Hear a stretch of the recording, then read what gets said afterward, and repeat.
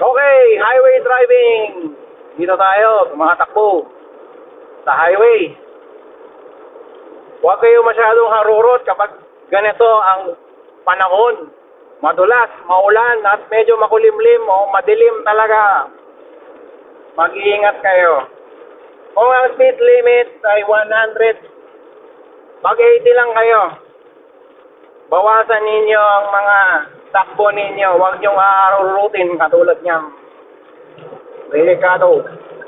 Kapag ang limit ay 60, gawin niyong 40. Okay? Mainam yung nakakahinto-hinto kayo ng mabilis ng konti kaysa yung sumalpok na lang kayo at madulas ng kalsada.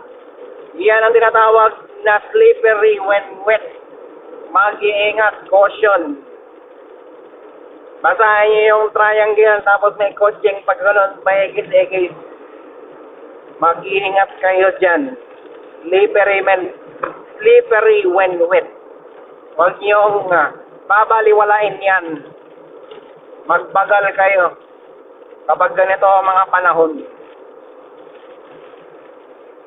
Madulas talaga ang kalsada. Talagang i-slide kayo. At kapag gusto nyong huminto, gradual lang. Napaka-gradual lang. Ibig sabihin, dahan-dahan lang ang paghinto. Hindi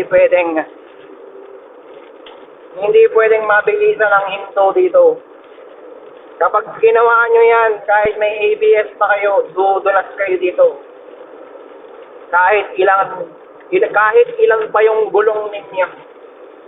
Nakaangat po ang inyong magulong sa mga basang asfalto. O, di ba? Yababay, bidyabay. Ingat sa dilim. Ingat sa dulas. Ingat sa ulan.